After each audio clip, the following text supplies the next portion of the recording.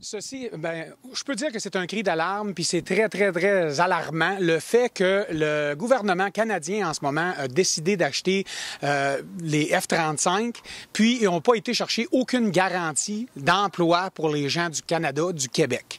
La problématique avec ce contrat-là, si les gens du Canada veulent comprendre, c'est que c'est un contrat qui va coûter au gouvernement pour l'achat de ces avions-là 9 milliards de dollars.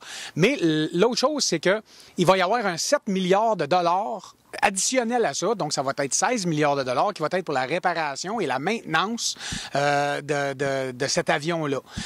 En ce moment, à Mirabel, nous avons une usine où il y a environ 1200 employés qui ont une expertise dans ce domaine-là, que ça fait 30 ans que ces gens-là, plus de 30 ans, qui font la réparation et la revision des avions militaires pour l'armée canadienne en ce moment, les F-18. Comme les gens savent, le F-35 va remplacer le F-18.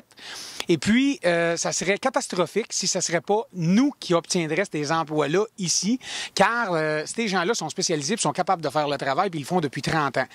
Quand le F-18 va sortir tranquillement pendant que les F-35 le remplacent, ça va vouloir dire que tous ces gens-là vont perdre leur emploi, puis c'est une expertise qu'il ne faut absolument pas perdre au Canada.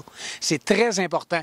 Le gouvernement, en ce moment, a la possibilité de mettre de la pression, parce que le contrat n'est pas encore signé pour l'achat de ces avions-là. Puis c'est avant de signer ce contrat-là qu'il faut absolument s'assurer que ces emplois-là, c'est écrit dans le contrat, qu'ils reviennent ici au Canada.